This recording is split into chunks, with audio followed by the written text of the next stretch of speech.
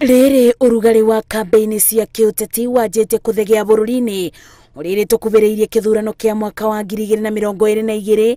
Andũ ethĩ nĩ morĩtwo kwĩthemana na mĩario ya rũmena ĩrĩa ĩngĩcogera ngũĩ nenda-inĩ cia ũkinyanĩria, kuona nĩkuo maita maingĩ kũbũthĩkaga barĩ wĩikanĩria wa ciugo. Training hii ni kuhamasisha vijana kuhusu online and offline, kueneza hizi mambo za chuki, maneno ya chuki.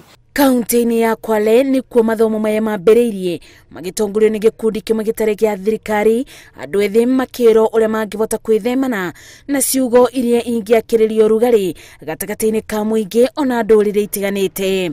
Normally tunajua vijana huwa wanatumika sana sana, so it is very important to engage youth in matters around such very important and vital issues. Vitu kama hivi za hate speech nishaziona kwa social media, sana sana Facebook.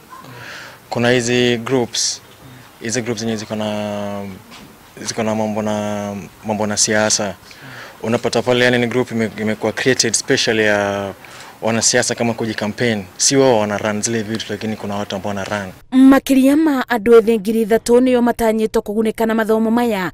Kĩũngano gĩkĩ gĩkiuga muoroto nĩ gũtigĩrĩra ona hĩndĩ ya kĩthurano ya kinya nenda-inĩ cia ũkinyanĩria mũingĩ ũtigacogerwo nĩ atongoria arĩa marenda iturwa. It's my responsibility kama youth, inaanza kwangu kwamba peace begins with me, from the simplest things kama message ya WhatsApp ambayo unaona unakuforward, kwamba badala ya kuforward unaweza zuia if it's something that is not right by just not forwarding. Ni vijana ambao kwamba huwa wanatumika zaidi ili kueneza hizi chuki na baadaye kwa na machafuko.